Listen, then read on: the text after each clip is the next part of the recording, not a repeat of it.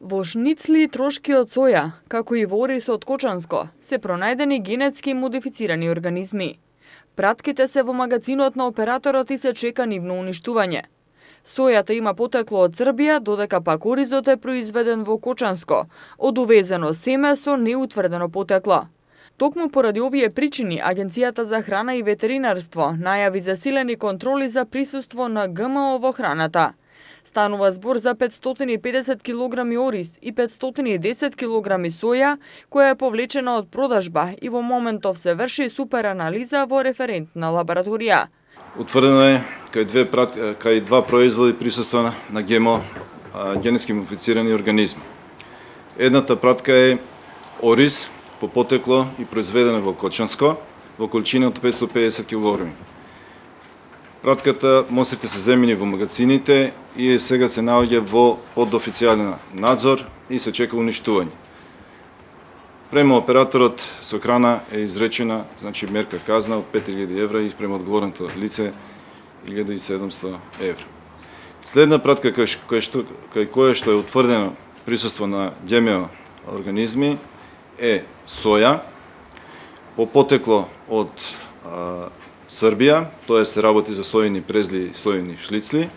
Количината е околу 510 кг. Производот е бил пуштен во продажба, меѓутоа е повлечен и сега се наоѓа во магазините на производителот.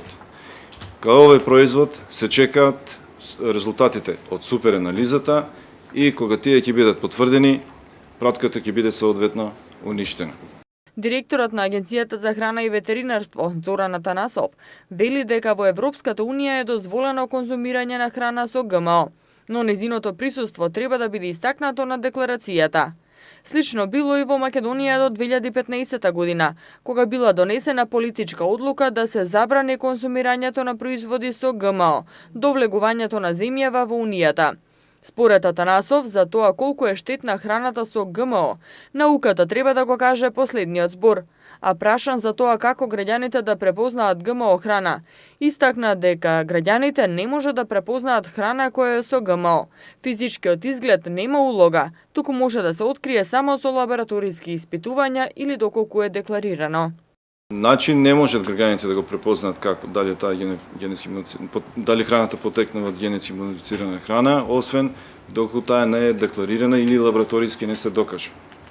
При докажувањето на таквата храна се користат веќе сознанија на која секвенца од геномот е вршена фактички генетската модификација на организмот.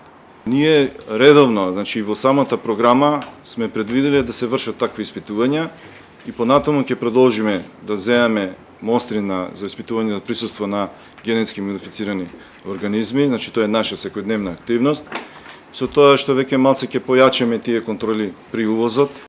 Генетски модифицираната храна е храна која е создадена преку мешање на генетскиот материјал на организми, од кои повеќето не би можеле да се спојат во природни услови. Односно, тоа е храна создадена преку спој на гени од целосно несродни видови. Најпознат пример е доматот, кој што во себе содржи гени од поларна риба и благодарение на истите не замрзнува и издржува ниски температури. Во генетски модифицираните растенија најчесто има гени од бактерии, инсекти, риби, жаби, па дури и човечки гени.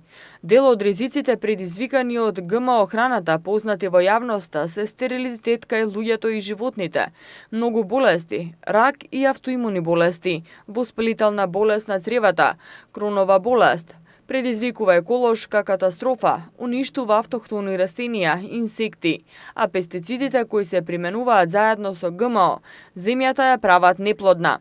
ГМО семето е стерилно, патентирано е и доведува до зависничко робство и економски колапс на земјата во која се одгледува. За штетноста на ГМО покажуваат и дел од научните студии.